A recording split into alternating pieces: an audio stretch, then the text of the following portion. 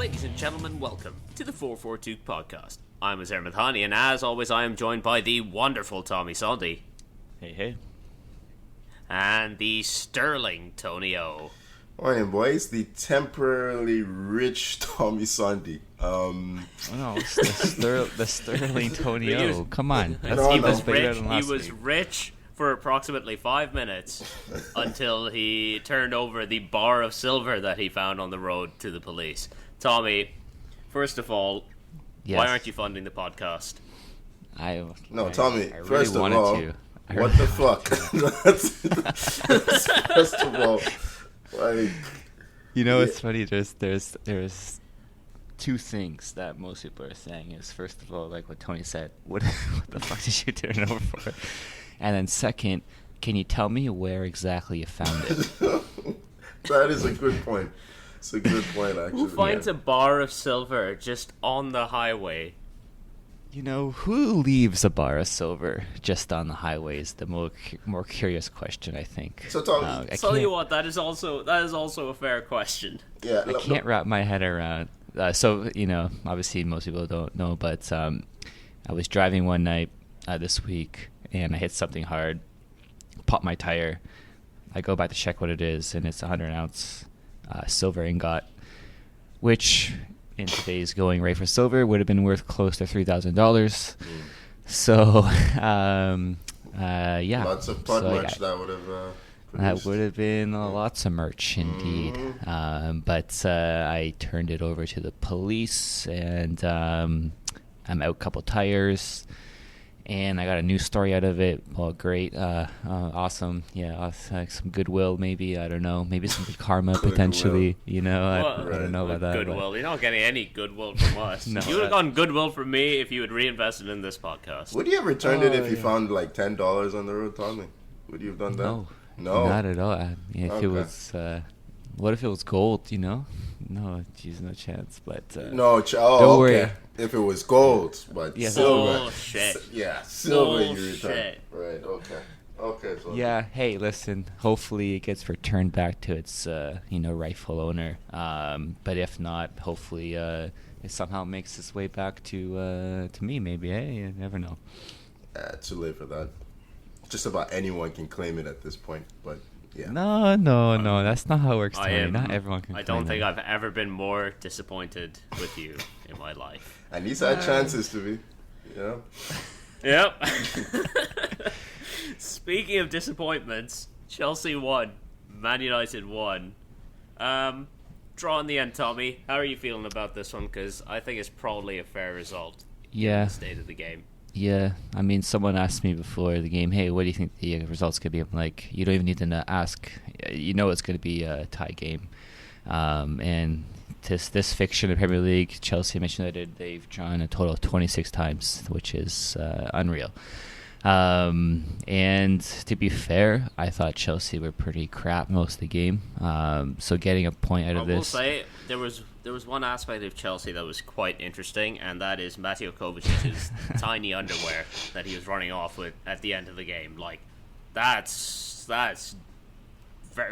borderline G-string. Yeah, gave away. That's dangerous. Like, you're leaving very little to the imagination. I thought it was a streaker. I thought it was a streaker at first. And then I just see, wait, I know that face. It's like, oh, okay. So he must have just given his kit away to a fan or something like that. His whole kit? Why are you his giving whole away kit the shorts? and the shorts. Why are you giving away the shorts? You know, I've seen what's his name? Rakitic did the exact same thing for Barca when he was at Barca. Exact same thing. So gave away his full kit, runs off the pitch. Maybe it's a Croatian thing. Okay. Yeah. Okay. That doesn't. Any Croatians, get in touch. Let us know. Yeah, but going back to the game though, like, you know, look at United's side. They had a fair bit of chance. Like Rashford had a good chance. Anthony had a couple good chances, but just the finishing letting them down. And the same thing for Chelsea. We were good for the first 30-35 minutes until Potter made his little tactical switch, after which Chelsea kind of had the better from there on. Did they? I don't think so. Yeah, I don't know. I don't know. They had they were more in the game than they were before. I agree with. But I don't remember Chelsea having any major chances. Aubameyang was pretty anonymous. Besides the penalty. Yeah. It just looked toothless in attack, Chelsea. They're really missing Reece James. I think he's their main offensive threat. I just don't think Aubameyang and Sterling really work well together. It's just not a good combination, and it's quite worrying actually that, I mean, they're probably two of our highest paid guys too as well. So, that's so similar. It's just similar. Yeah. It's just for me, I'm happy with the result. I can't believe I'm saying this, but I'm happy with Kepa. You know what I mean? I know, Tony, you're gonna say about that goal. Yeah. If he was an inch taller, he saves it. Well, just ask Courtois about that. Yeah. What would you have said? It was an inch in. It was a great header. Good ball from. I would say Luke Shaw had a pretty decent game as well. He was a threat going forward. He had a good game. He's had a good run of games recently. Mm-hmm. And then it was a great header from Casemiro, to be honest, and Kepa almost kept it out. But draw was inevitable here, and I don't think Chelsea played very well, so I'll take the point and go chug along. Besides that, it was an eventful end to the game, but it really wasn't a very eventful game overall.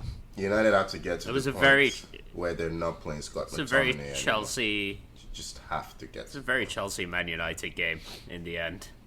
Yeah. Well, yeah. But McTominay is not good at football. You know what? He's very good at picking up people and throwing them. Yep. Less so at the actual football bit of his job, but honestly, if you told me if from our last 3 games, if you'd said we would draw 2 and win 1 in a week against Newcastle, Spurs, and Chelsea, I wouldn't have hated it at the start of the week. So again, take the draw, move on. I can see. By the way, Varane, he was in tears. That was tough. It's really sad. I think the initial reports are he's going to be out until at least the World Cup, if not after. He's probably touch and go for the tournament itself, which is why he was such a wreck. Yeah. He just can't stay fit. Sucks. Oh, so they don't know it's not official what the injury actually was. It's not official. No, not official yet. No, okay. But it looked like hamstring. I'm not sure. But hamstring. Yeah. Jeez. Yeah. Rough. But you know what? That's just a fair point. About or a point I'll bring up is I read recently that people have been criticizing Van Dijk because he's been pretty mediocre up until I guess that City game where he looked good. But people are saying he's kind of phoning it in. Not trying to overdo it, overwork it in the hopes of not getting hurt before the World Cup. Do you think that's a thing with these players that, maybe they are kind of holding back a bit so they don't get hurt? Because you don't want to miss that tournament, right? It's pretty huge for all these players. It's a possibility. I think it's letting Van Dijk a bit off the hook. But I just think, we'll come to Liverpool. Do we want to just jump over there while we're at it? No, we might as well. Might as well. I don't have much else to say about this game's so done. Let's jump over to Forest 1, Liverpool 0. My personal favorite result of the weekend. Of course. And let's talk about Virgil van Dijk. The main thing that was ridiculous in this game was him deciding to head that ball across to Firmino. That's pretty unforgivable. I don't know what was going on with him. But in general, I don't think he is the problem. I think just looking at the structure of it, they're playing 4-4-2 in this era. That's just... No, it doesn't happen. Just doesn't happen anymore. You're playing, 4-2-4, but it turns into a 4-4-2. It's just weird, but he's doing this, Klopp, because they don't have any midfield, right? Yeah. You have James Milner starting at right back. He actually looks better than Trent at the moment, which He is nuts. does, yeah. Yeah, who is it too late for him to unretire for England, because they're starting to get shorter right backs? Right. They had Curtis Jones in midfield. Like, yeah, they've broken down Liverpool in a way. Like, physically, it just looks like last season just took too much of a toll on that squad. And hey, Tony, is this we've seen this happen with Klopp's players in the past. You look at Dortmund guys, right? They Rice, yeah. They break down. You know what I mean? Maybe it's finally caught up now with this team and how hard they've worked and all that. Players are physically just it's caught up to them. Yeah. Yeah, he pushes. He likes a smallish squad, and he really pushes them. That's why I felt last season they just had to win more than they did when you have that opportunity, which is a shame, but whatever. But yeah, Liverpool just don't look right in any way. They're not attacking with the same patterns as last season, and defensively, I reckon I have a chance of scoring against that defense. Like, it's just yeah. I don't know. The question is, are Liverpool shit? They lost to Forest. Kinda. Yeah, they lost to Like, Forest. you can't lose to can't lose to Forest and not have these questions be asked of you. Yeah. It's like jumping from like this result against City to this result is kind of, it's very indicative of Liverpool this season. Yeah. I don't know. I think you might be right with them with Klopp possibly working this squad into the ground. You could say maybe he didn't see the forest for the trees. But good on Taiwo Awuni to score against his former club, I believe. I think he was at Liverpool. He was on their books previously. He never made an appearance for them, but he was there for 6 years. Yeah. Really? Okay. You know what? That explains the extra emotion that he had. Yeah, he tried not to celebrate, then ended up. Oh, he celebrated after. Hey, hats off to him. If that's the way he's going to be treated, then you do that. You know what? I'm jumping on this train. Liverpool are shit, which means that they'll probably finish top 4. But anyhow, I thought so before their last 2 games. I know they beat West Ham, but they weren't great in midweek. And seeing this, they just don't look right. Tell you what, I completely blanked that they had a game in midweek. I thought they went straight from the City game to this one. I don't know why. They beat West Ham, but you know what? Beating West Ham this season isn't really that much of a tough ask. Okay, neither is beating Forest though. Forest are worse. Yeah, that's what I'm saying. Liverpool. I think our consensus here that Liverpool are shit. That's it. You know what I mean? We found it out. I don't think Chelsea have played Liverpool yet, have they? They were a brave man, Sandy, but okay. Yeah, I'll take it. I'll take it. Tommy does love himself a jinx. Mm-hmm. Yep. Let's move on from that one to Southampton 1, Arsenal 1. Arsenal losing a couple of points, giving up a bit of ground to City on this one. All right, yeah, we're supposed to be in a title race.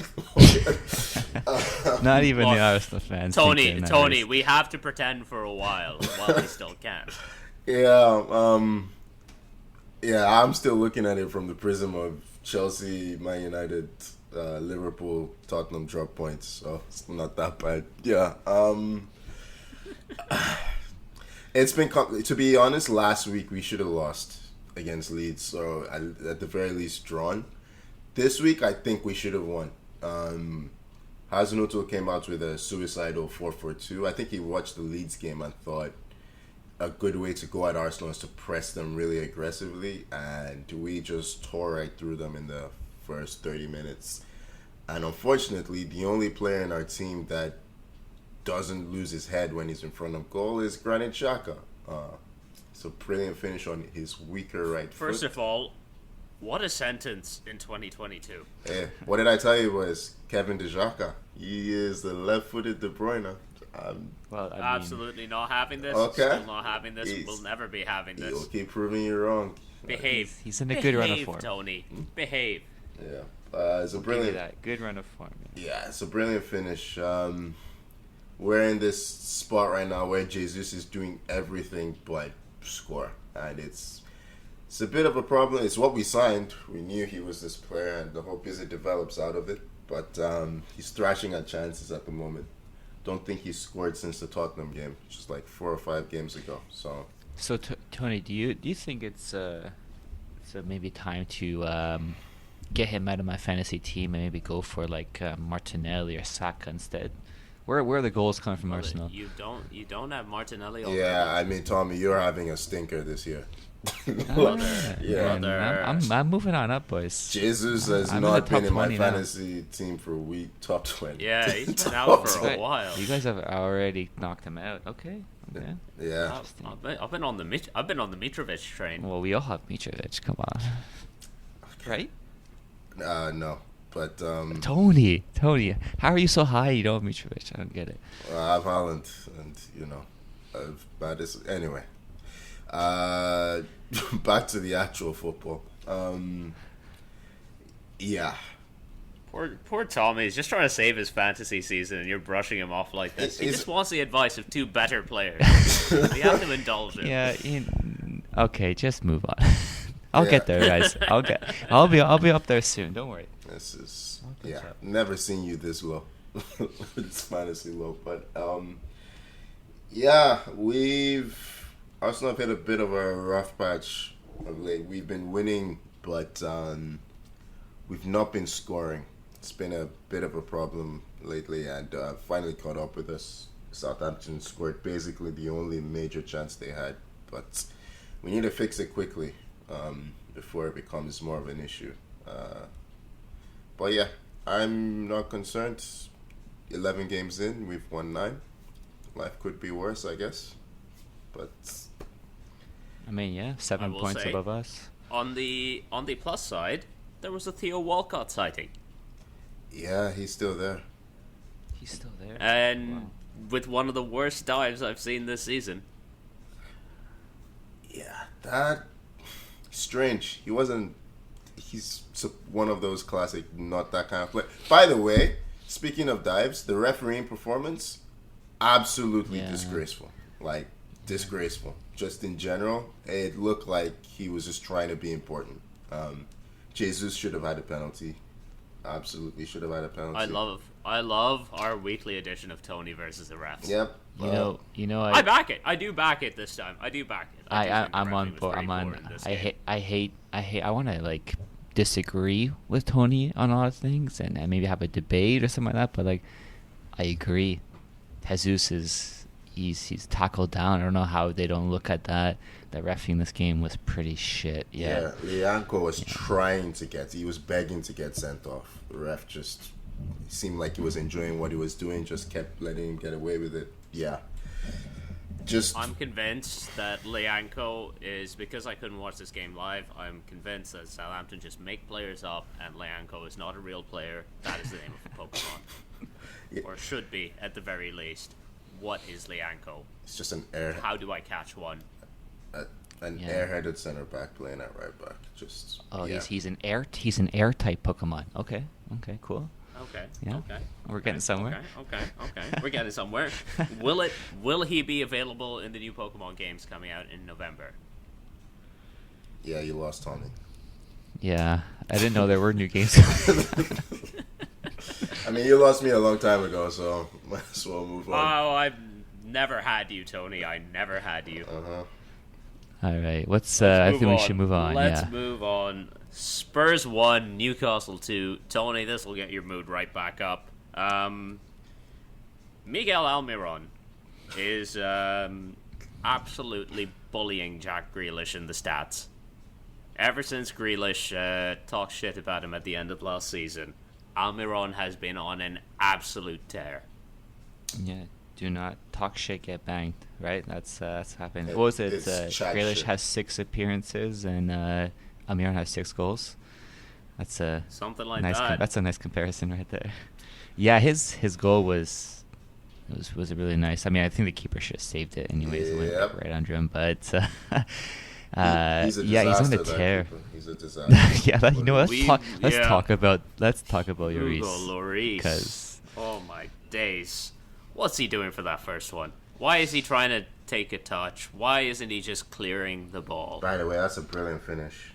Regardless it of is. all that. Lovely finish, but like, on his left. What is Lloris doing? I don't know how they didn't sign a keeper. I thought Conte would sign a keeper for sure in the summer, and I don't know. He has a blind spot with Lloris. He is terrible.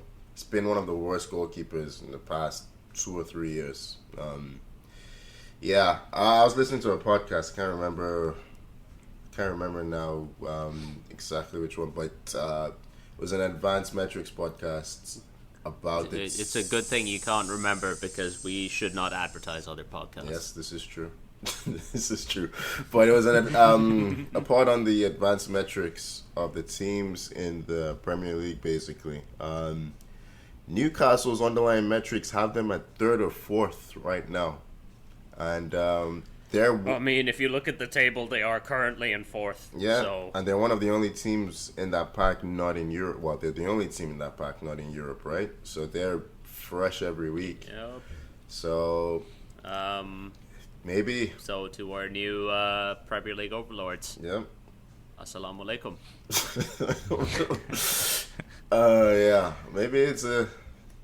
Maybe the Champions League is a year sooner than we thought for Newcastle. They certainly look better than Tottenham this season.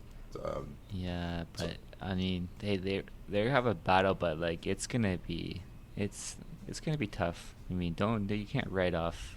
I don't think you can write off Spurs just yet, even though they did lose this game. Looks like Antonio Conte is writing off Spurs, but yeah. Yeah, I know. He said just give him time, Tony. Okay.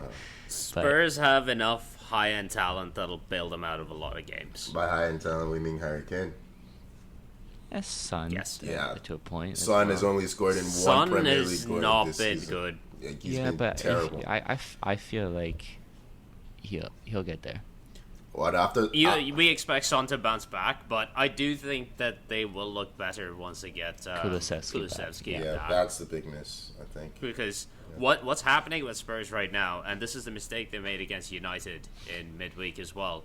The midfield three that they're playing is Bissouma, Bentancur, and Højbjerg. Who is progressing the ball from that? I'm sorry. Harry creativity? Kane does. You say the mistake like they have any other options. They don't have any. I mean, the other options all over skip. Play a 2-man midfield and play a 3-man forward. No, they did that against Arsenal and they were battered, man. Like the team's just not very good. There's no solution. That's the thing, because you can play a 2-man midfield, but then they get overrun in midfield, right?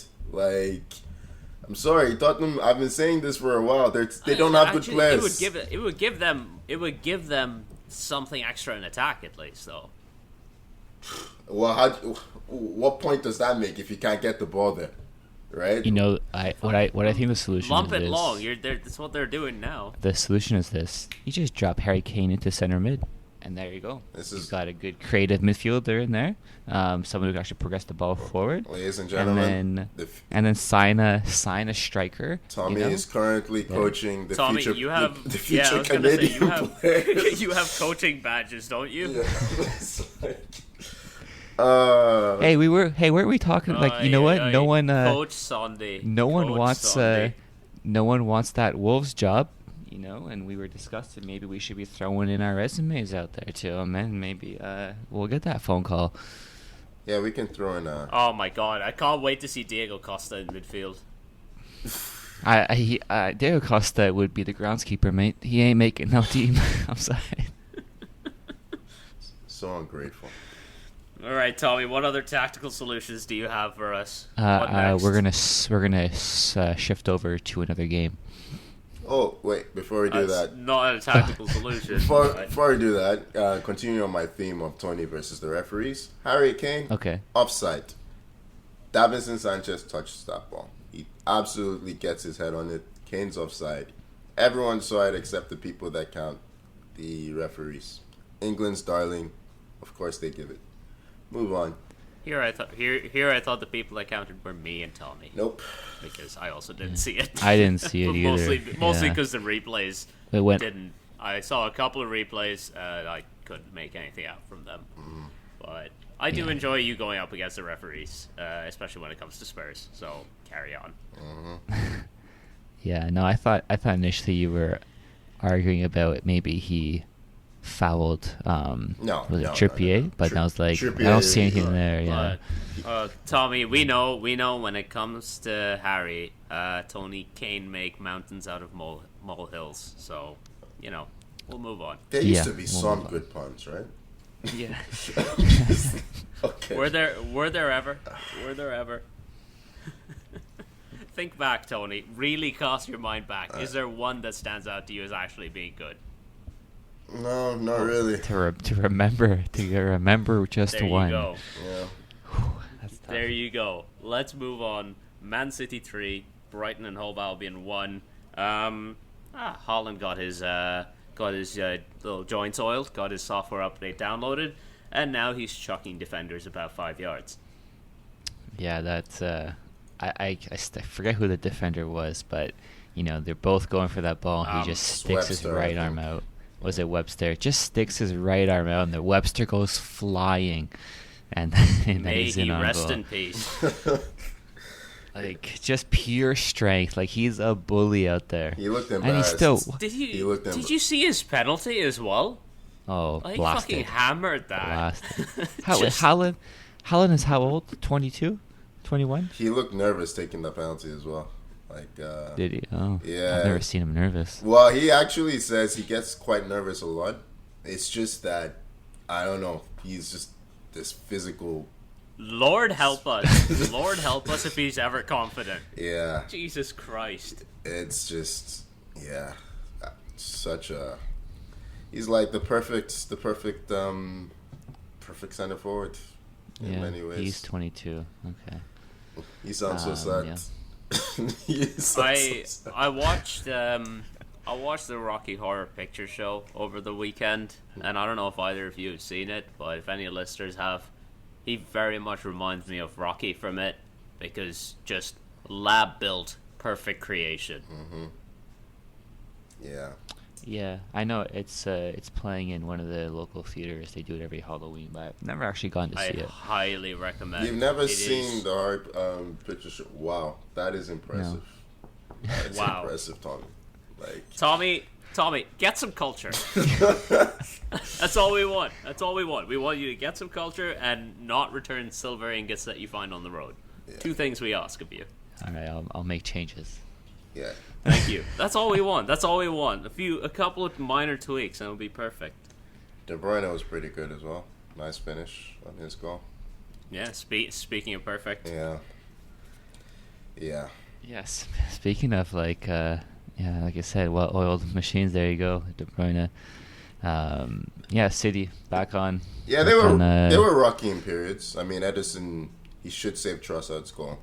Brighton actually had their chances, but there's just so much quality in City's attack that they'll just inevitably find a way. Yeah. Anyway. Yep. They very quickly killed off the Brighton comeback with that 3rd goal. Yeah. I mean, let's move on to Aston Villa beating Brentford 4-0. Steven Gerrard was gone for about 15 minutes and Villa had scored 3 goals. Best young manager in world football. R.I.P. Tommy? R.I.P. Stevie G. That's it. Like No. R.I.P. Tommy yeah. Sondy's credibility. No. I've already chosen my new best young manager. We'll find out. But who are you cursing with that now? I won't mention it just yet. But, no. That's not how it works. Put it out there. You can't mention Put it out after. there. We need receipts, Tommy. We need receipts. You need the receipts. People need to know. All right. Put it down. Michael Carrick. Put it down. Next one. Yeah. Michael Carrick. We'll come back. I'm so sorry. In a couple years. I'm so sorry, Karras. I love you, but you will be a colossal failure at Middlesbrough. He never stood a chance. Gerrard never stood a chance in retrospect after his treatment of Mings. Like, if you really look at, because Mings was he is a popular figure at Villa, right? And I don't know, was Gerrard planning to sell Mings? Because he did buy, what's his name? Diego Carlos. Yeah, Diego Carlos, and then he had, I'm not even sure Bad it's an injury, ACL. right? Yeah. I'm not sure what the injury is, but yeah, I can only imagine he had to sell. He wanted to sell Tyrone Mings, and then he had to go back to him afterwards because you can't strip the captaincy. Like, yeah, it's just weird. It's a weird decision. And I mean, I don't blame him on that because Mings isn't that good of a player. Yeah, but like, I don't know, man. Like, it just there's a way way you handle a Okay, there's a locker way. room. Yes, And there's a way, you definitely. treat players. Like, you And can- the way Gerrard went about it. Like, you look at what from the outside looked like clearly preferential treatment for Coutinho over Buendia when Buendia was playing much better than Coutinho. You look at him; he made John McGinn captain and then refused to bench him, even though McGinn's never played worse than this in his career. Yeah. And it's like simple things that you can do to win over your squad. You look at his tactical plans. Villa were a mess defensively. They were a mess going forward. They're trying to put in these high crosses all the time for Danny Ings and Ollie Watkins, who are not like big aerial threats. Like, man's playing like he has Peter Crouch up front. Yeah, What I mean, Villa did in this game is they put balls along the ground, and Ings and Watkins benefited from that. they definitely. They benched John McGinn. They benched Philippe Coutinho. It's simple solutions that Gerrard refused to take because he's too boneheaded of a manager. He was set in his ways, and he just refused to change. Playing Dendoncker and Douglas Luiz behind Buendia was definitely a good. They signed good Dendoncker move. in the summer, and everyone forgot that they signed him because Gerrard never gave him a shot. Yeah, I think the real tactician behind the scenes for Gerrard was Michael Beale, right? That was the guy that was with him when he was at Rangers. I don't think Gerrard actually does any tactics. And I think Beale went over to QPR, and he's doing pretty good things there. So that probably explains... Sorry, Are they near the top of championships? The championship, QPR? I think so. Well, not near the top. They are at the top. So They are at the top. Yeah, that's right. Yeah, they're doing well. I remember that. So yeah, it just everything behind the scenes was not going Gerrard's way, really. And maybe just look at the atmosphere in Gerrard's last game. Yeah. That entire stadium had turned on him, and the Villa fans deserve so much better than Steven Gerrard as a manager. Yeah. It's a they have, damning I'm sorry, indictment. he was so bad. He was so bad. He had a worse win rate at Villa than Gary Neville. did at Valencia. I love how Gary Neville is now the reference point.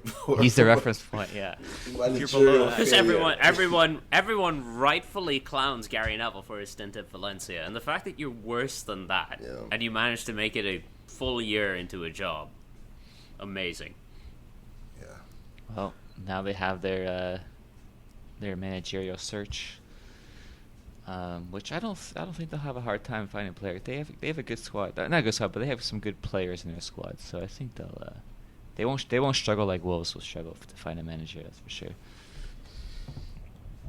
I mean, another manager that's in the hot seat right now is Jesse Marsh. Leeds lost 2-3 to Fulham, and they've dropped into the relegation zone now.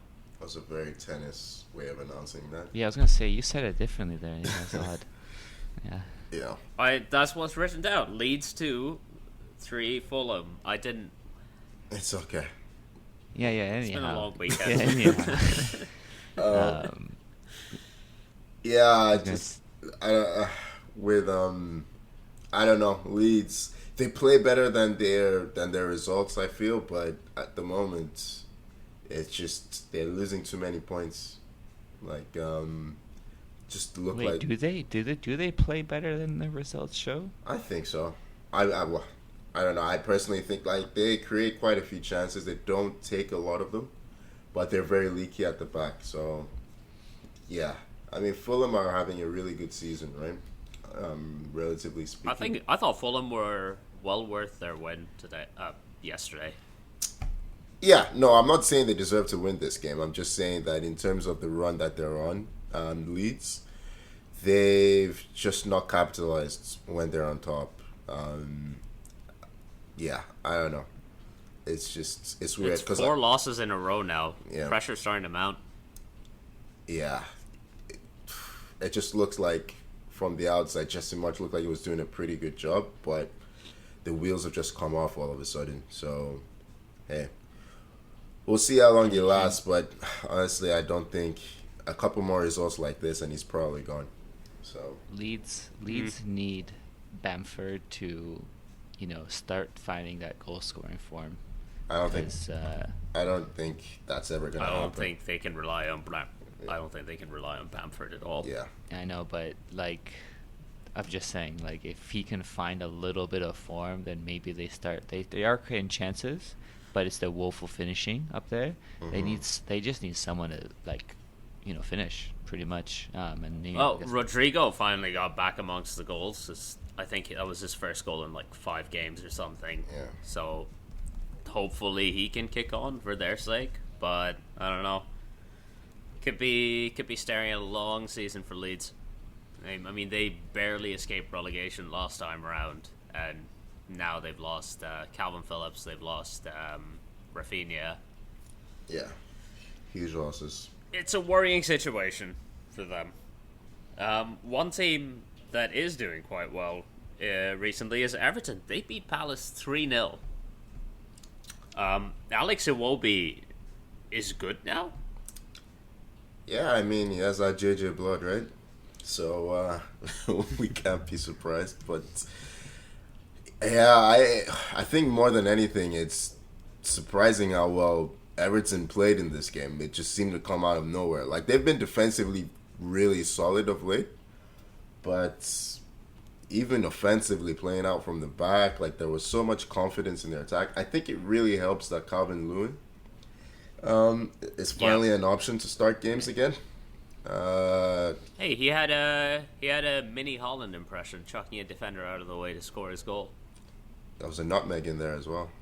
I think he did make the guy, right? Didn't he? Yeah, I thought so. Really nice finish. Yeah. Some poor defenders just got victimized this week. Mark Gay. I hear he's supposed to be very good. I don't know. I'm not sure. Oh, he was very highly rated at Chelsea. Yeah, but Chelsea just... He's mostly been quite good for Palace as well. He just did not have a good game this time around. I don't know. I feel like Anderson's the better of the two. But, hey. I do agree with that. I do think Anderson is the better player. Yeah. But I think Gay is solid. He just, got his pants pulled down on that one. Yeah. But, great performance. Something to build on for Lampard, I think. Yeah. I will say, again, Tarkowski, that signing for Everton has been massive. Yeah. It's just what they needed, is a rock-solid guy at the back. Connor Cody as well. Yeah, those two defensive signings have really helped Everton kind of just be more solid and honestly they've got a couple of vocal sort of lead defenders as well now, right? If you look at their defense last season, Michael Keane wasn't leading anything. Anyone's better than Michael Keane. Is he still there? I forget who they had next to him. Was it Holgate? I think he's there. He might be hurt. He might be benched. There's no way he's playing ahead of these two. Yeah, he's on the bench. Yeah. Holgate and Michael Keane. Wow. That was quick. Good on Lampard for recognizing some of the problems quickly, I guess, and addressing them. Mm-hmm. Yeah. Oh, he's done a very good job so far this season. Mm-hmm. We'll move on to a team that's not doing a very good job. That's Wolves. They lost 4-0 at home to Leicester and conceded 4 goals from 5 shots on target, had a bunch of shots of their own, didn't score a single goal, and, ladies and gentlemen, that is Wolves. Wait, Leicester had 5 shots on target and scored 4? Yeah. Wow. That is amazing. For a combined XG of 1. I'll tell you, this entire game was Wolves dominating and then conceding. This is why Wolves don't attack. This is why they sit back, get their penalty, and just win 1-0. This is for all the fans who are be more expansive, come all out. Yeah, this is what you get. Not great for Wolves. They are currently 19th with the quality in that squad. That is crazy. But hey. It pains me seeing They scored 5 goals this season. Jesus. 5 in 12 games. When you have your solution to that is to sign Diego Costa on an emergency transfer, and you watch Diego Costa play, he's past it. He can't finish. Still has all the antics. It's hard. Yeah, he does. Yeah, he's definitely entertaining to watch, but it's tough. It's odd seeing Diego Costa and Willian playing in the Premier League again on these teams. But at least Willian is effective still. At least I think he did score this weekend. But yeah, poor Wolves. They're still in that managerial search. They haven't signed anyone yet. I'm checking quickly now, and I don't see anything. I'm not sure who wants to take that job. Wasn't it you guys were saying? I think the talk is there. Well, first of all, we will be taking over that job. Oh yeah, that's right. We're putting it on resume. Yes, but the talk is that their interim guy might be there until January, which is alarming. An interesting way to go.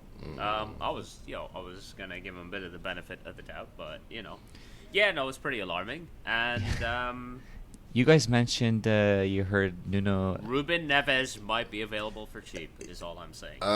Espirito Santo said no. Everybody's saying no. Okay. Yeah, they couldn't agree on terms.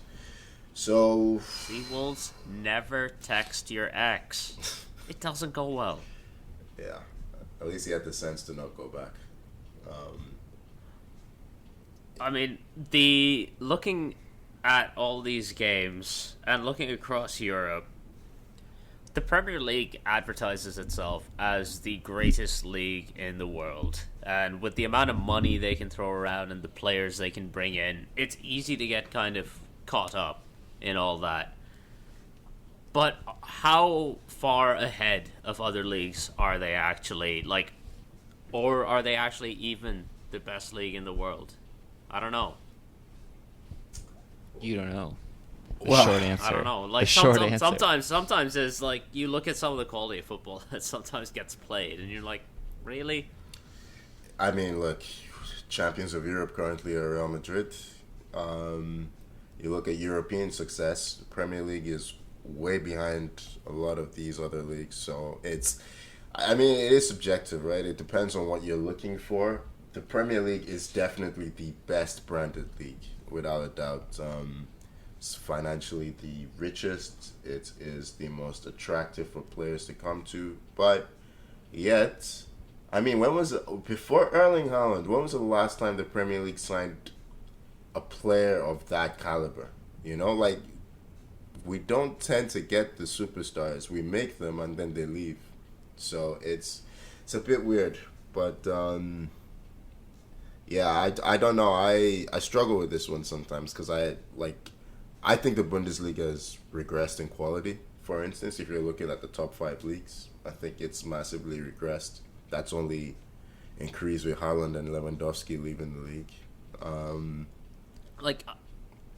one hand, if you look at some of the players that even teams in the bottom 5 will sign, there's high quality players in every team at this point. In the Premier League. And you look at and that's just the spending power that the Premier League has. Yeah. And it's sometimes hard to argue with that when you're just looking at Fulham signing Palhinha, Wolves signing Matheus Nunes.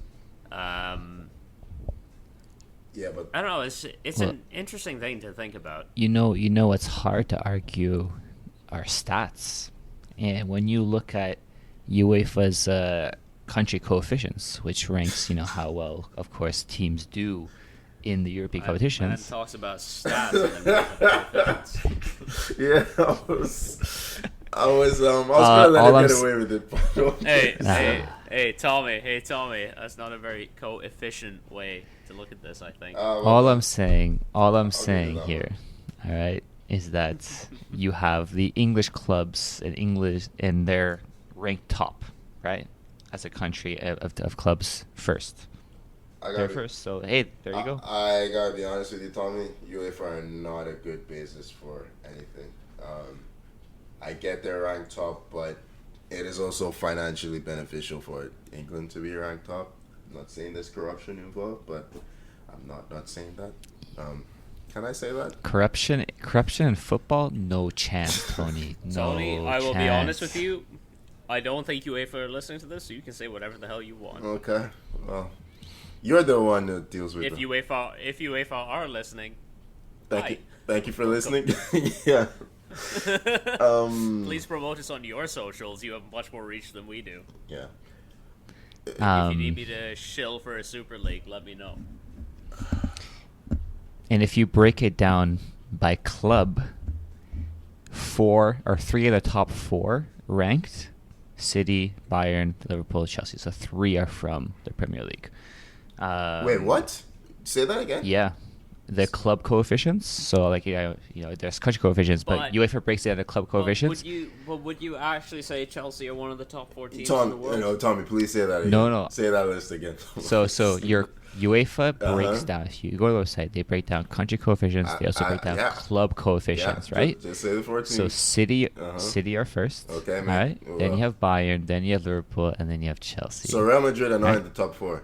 They're fifth. They're fifth right now. Well then that doesn't make any sense, right? Well, what happens is, Tony, I'll explain it to you here, is they break down how the teams do in Europe over the past... Again, doesn't make sense. I have here 1, 2, 3, 4 Do we need to talk about Real Madrid in Europe? Yeah, 4 seasons. Okay. Doesn't make sense. And doesn't make it's wait. So but also that doesn't count the actual strength of the leagues. Like that's not. No, it doesn't count. It doesn't. Yeah, it only counts how well the team is doing in Europe. Yeah. Yeah. So why are we still talking about these? You were talking about it because it actually has basis. If you're talking about how strong a league is, you compare it to other leagues, and look, we have a direct comparison when these teams play each other in these tournaments. Hey, that's a pretty good indicator. But Real Madrid literally beat the champions. Not all teams have. Real Madrid beat Man City last season. But not all teams have the same. Not all yes, leagues, they beat them. They beat them last season. Tony, they beat them last season. But this coefficient, I'm seeing it's ranked over the past 4 seasons, and you have this total that adds up. That's where they're getting the ranking points from. One European champion from England, and even at the time, they were not the best. Look, okay. It's informative. It's good to know, but that just tells me that their ranking system is flawed. That's all that tells me. But I think we knew that.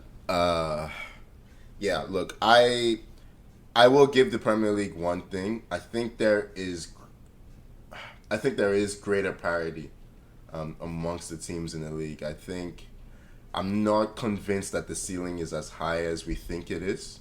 But the floor is definitely a lot lower than most of the other leagues. I think the only league I'd really compare it to is maybe Serie A.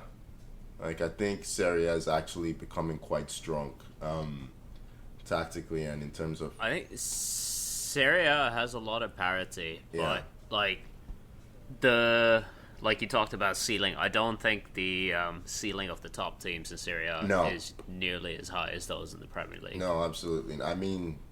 Napoli would give maybe only City wouldn't be able to, because Napoli are a pretty strong team. Napoli are very, very good right now. Yeah, I think Juve fading away has been good for the league in many ways, but means they don't really have a superstar in Europe, so to speak. Barcelona, I mean, looking at La Liga, they're struggling in Europe these days, but they're giving Real Madrid a bit of a push in the league. I don't know. I guess it just comes down to stylistic preferences, but I mean, Tommy's talking about performances in Europe. Just in general, if you want to go over the last 10 years as opposed to 4, the La Liga has been a lot stronger than the Premier League in general in terms of Europa League and Champions League. So sometimes it's difficult. I was going to say, the Europa League is an interesting measure of it as well, because you're basically taking out the top 2 or 3 teams from each one, and you're looking at the level below that, and Sevilla just keep winning it. Villarreal won it recently as well. Villarreal as well. Yeah, so you had to remind me of that one. Oh, of course. Wait, so then, going back to the question, what league then do you think is the best, Tony? Well, if you're asking me, yeah, I don't know. Like, it's difficult to answer this as an Arsenal fan, right? Because naturally, I'm inclined to say the Premier League, but I don't think. I think generally speaking, it's a matter of preference. I think if you watch, like, if you were a Napoli fan, why would you say anything else? You know what I mean? Or if you were well, the Bundesliga is not the strongest league. That's definitely not. But each league has its strength. The Premier League has a lot of parity, even though it doesn't have a lot of superstars, so to speak. La Liga has a lot of superstars, but doesn't have the strength in depth when you go across all the teams. I think Serie A has a lot of parity these days. It's probably they scout a lot better in Serie A, right? Because they don't have the same financial power, which leads us to find players like Kovathicc, who's just come out of nowhere. So yeah, for me, I think the Premier League is the strongest, but I don't think they're that far ahead of other leagues. I think we overestimate how strong the league is. A good marketing system does wonders for a league. Yeah, I do think it's all hype. I think it's just marketing. I think it's fine. I mean, even just watching the games on TV, the coverage is very glamorous. It's very, they are the envy of the rest of Europe. There's no doubt about that, which is why certain clubs are pushing for the Super League. But, yeah, there are a lot of good leagues to watch. I enjoy watching Serie A these days. I enjoy watching Ligue 1 these days as well. I keep up to date with quite a few teams in France, so... yeah, that's my short answer, Tommy, if that makes sense. All right, Tommy, this is your chance to pitch the Polish league to us. You know what? Here's what I'll do with the Polish Ekstraklasa. You want to watch a lot of mistakes, a lot of boneheaded football, a lot of confusion. This is your league. If you want to just be entertained by poor football, you go. Watch the Polish Ekstraklasa because it is a fantastic league for that. Did that sell you? No? I was going to say, aren't you marketing? I mean, this is why we don't put Tommy in charge of any of the social media for the podcast. Or the finances, apparently. Yeah. Yeah, he's definitely been from those now. Yeah. I think that's just about everything we had to cover for today. Please follow us on Instagram and Twitter at 442 and subscribe wherever you get your podcasts. All that's left to say is thank you for joining me, Tommy. Cheers, guys. And thank you for joining me, Tony. Good stuff, guys. As always, enjoyed the chat. Thank you so much for listening. We'll see you next week. Bye-bye.